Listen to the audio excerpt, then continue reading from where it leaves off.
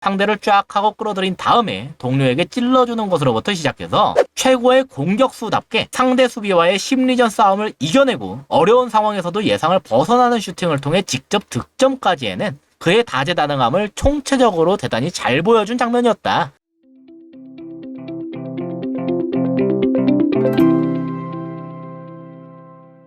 안녕하세요. 축구 보는 기자 축복입니다. 손흥민이 멀티골을 넣으면서 LAFC가 세인트루이스에게 3대0 승리를 거뒀는데요. 사실은 경기를 보면서 오늘 손흥민의 플레이메이커적인 역할을 조명해야겠다고 생각했어요. 경기 시작 전에 포메이션 소개에서는 3-4-3처럼 소개가 됐는데 실제로는 3-5-2에 가까웠고 손흥민은 부안가와 함께 투톱처럼 위치했었는데요. 이전에도 말씀을 드렸었지만 손흥민이 살짝 아래로 내려와서 마치 공격형 미드필더처럼 연결고리 역할을 하는 경우가 많았습니다. 하지만 세인트루이스도 이게 위협적인 걸 알고 있기 때문에 손흥민한테 볼이 가는 것을 굉장히 집요하게 견제하더군요. 하지만 그럼에도 불구하고 손흥민이 위협적인 플레이메이커로서의 면모를 잘 보여줬었는데 놀랍게도 손흥민이 직접 득점을 한 두 번째 득점 장면에서 이게 가장 잘 드러났습니다. 즉 이 득점 장면은 단순히 많은 수비진을 뚫고도 넣었다는 수준이 아니라 손흥민이 연결고리 역할도 하고 이어서 직접 득점까지 해냈다는 점에서 경기 내에서 굉장히 보기 드문 장면이었다고 할 수 있는데요. 이 득점 장면을 복귀하려면 이 장면부터 볼 필요가 있습니다. LAFC가 자기 진영에서 스로인을 한 직후의 장면인데요. 보시다시피 볼을 받는 대상인 손흥민의 위치가 최전방 공격수라기에는 꽤 낮은 위치이죠. 그래서 손흥민한테 강하게 붙고 있는 이 선수도 사실 최후방을 지키는 수비수가 아니라 미드필더입니다. 게다가 볼이 굉장히 높게 뜬 상태로 왔기 때문에 손흥민이 이걸 온전하게 잡아내는 것부터가 쉽지는 않은 그림이었는데요. 이걸 깔끔하게 잡아내는 것은 물론이고 뒤에서 계속 밀어대는 식으로 방해를 받고 있음에도 불구하고 앞을 가로막던 이 선수까지 회피해내면서 볼을 지켜내더군요. 이것까지만 해도 좋은 플레이라고 볼 수 있지만 사실 앞으로 전개를 꾀한다는 목적의 달성은 아직 이뤄내지 못했습니다. 이 뒤에 붙은 선수의 최우선 목적은 볼을 탈취하는 것이 아니라 손흥민이 전방을 바라보면서 볼을 앞으로 뿌리는 것을 막는 것이거든요. 그리고 이런 상황에서 사실 뒤를 잡힌 선수가 몸을 돌려 직접 전방을 바라보는 것은 대단히 어려운 일이에요. 보시면 LAFC의 다른 선수들도 지금 아무도 앞으로 뛰어갈 준비를 하지 않고 있죠. 여기에서 손흥민이 백패스를 함으로써 전방을 바라보고 있는 뒤의 선수에게 볼을 넘길 거라고 본 겁니다. 하지만 그렇기 때문에 다음 장면이 정말 놀라웠다고 할 수 있었어요. 지금 뒤에 붙은 선수와 함께 손흥민의 이동 경로는 이러했는데 여기에서 손흥민이 순식간에 몸을 반전시키면서 뒤의 선수는 기존의 이동 경로를 따라 치워지게 되고 손흥민은 몸을 중앙을 향해서 돌리는 것에 성공했기 때문입니다. 이건 상대편인 세인트루이스 선수들에게 일대 비상이 걸리는 일이었어요. 특히 이 두 선수한테 그러했는데요. 이들도 당연히 손흥민이 백패스를 할 거라고 봤기 때문에 그 백패스 대상자들로 향하는 패스기를 잡고 있었기 때문입니다. 그런데 지금 손흥민이 혼자 힘으로 몸을 앞으로 돌리는 것에 성공했죠. 당연히 이러면 백패스를 할 필요가 없으니까 이 둘 입장에서는 엄한 선수들을 수비하고 있는 셈이 되는 겁니다. 그래서 원래부터 중앙을 잡고 있던 이 선수들과 함께 도합 4명이서 싹 다 손흥민한테 붙기 시작했는데 이러니까 보통 축신짤이라고 부르는 딱 그 구도가 나왔죠. 손흥민이 앞으로 도는 걸 보고서 델가도가 바로 앞으로 뛰어가는 것도 확인할 수가 있는데요. 사방으로 둘러싸였기 때문에 델가도에게 찌르는 것 자체가 대단히 어려운 상황이었지만 여기에서 이 사이 공간으로 볼을 빼내면서 순식간에 앞으로의 전개까지 이뤄냈습니다.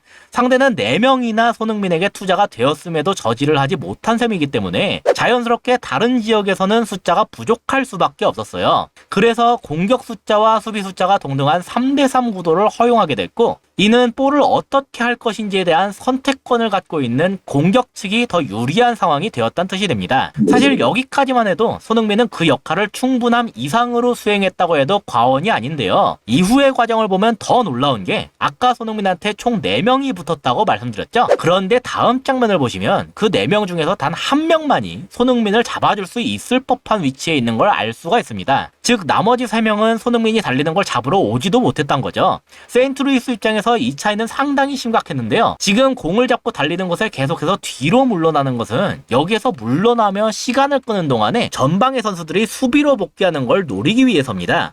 하지만 정작 추가된 건 여기에 1명뿐이고 그마저도 LAFC에서도 손흥민이 추가됐기 때문에 수적 우위가 되기는커녕 오히려 상황이 더 나빠진 셈이 됐거든요. 게다가 복귀하는 선수는 최대한 빠르게 오기 위해서 그대로 직선으로 달렸는데 손흥민이 이거를 보고서 의도적으로 그로부터 떨어진 왼쪽으로 치우쳐서 붙어서 달렸기 때문에 그 복귀 선수가 위치상 온전히 손흥민을 잡아주기도 어려웠습니다. 그래서 여기에서 손흥민한테 볼이 쉽게 투입이 되었고, 이는 필연적으로 원래는 스몰야코프를 마크맨으로 삼고 있던 이 오른쪽 풀백이 이제 손흥민까지 함께 견제해야만 한다는 뜻이 되었죠. 손흥민을 내버려 둔다면 적에서 언제든지 득점을 할 수 있는 선수라는 걸 알기 때문에 오른쪽 풀백은 손흥민을 잡으러 가는 것을 선택했고, 그래서 여기에서 손흥민으로부터 깔끔하게 볼을 넘겨받은 스몰야코프는 골대 코앞에서 노마크 상태로 볼을 잡을 수가 있게 됐다. 이전의 장면까지 포함해서 봤을 때 손흥민이 마치 상대들을 자석처럼 끌어당긴 다음에 그로 인해 공간이 생긴 동료에게 찔러주는 플레이에 얼마나 능한지를 알 수가 있습니다. 다만 처음에 말씀드렸다시피 이건 손흥민의 득점 장면이에요. 여기에서 스몰야코프가 상당히 좋은 기회를 맞이하였음에도 이걸 슈팅까지 이어가지 않았고 손흥민에게 다시 넘기는 걸 선택했기 때문인데요.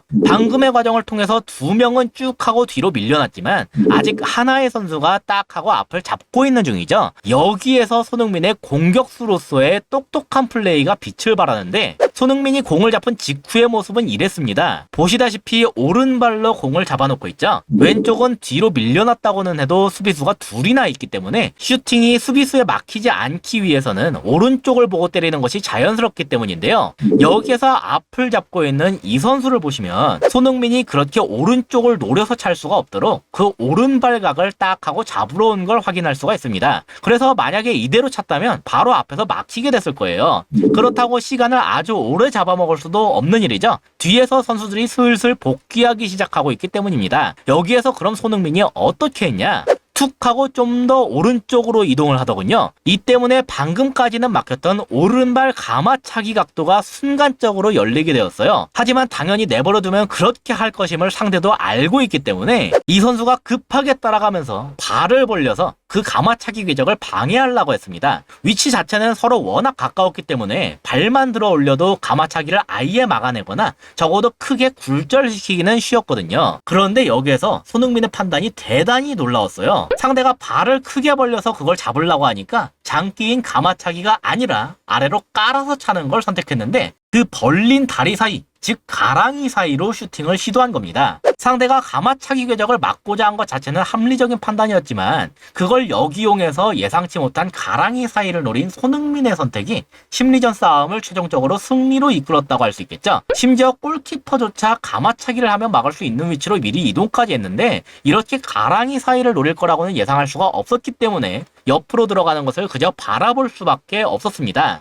그렇기에 이 득점은 손흥민이 플레이메이커답게 상대를 쫙 하고 끌어들인 다음에 동료에게 찔러주는 것으로부터 시작해서 최고의 공격수답게 상대 수비와의 심리전 싸움을 이겨내고 어려운 상황에서도 예상을 벗어나는 슈팅을 통해 직접 득점까지 해낸 그의 다재다능함을 총체적으로 대단히 잘 보여준 장면이었다. 그렇게 정리할 수가 있겠습니다. 이상으로 오늘의 영상을 마치도록 하겠습니다. 시청해주셔서 감사합니다.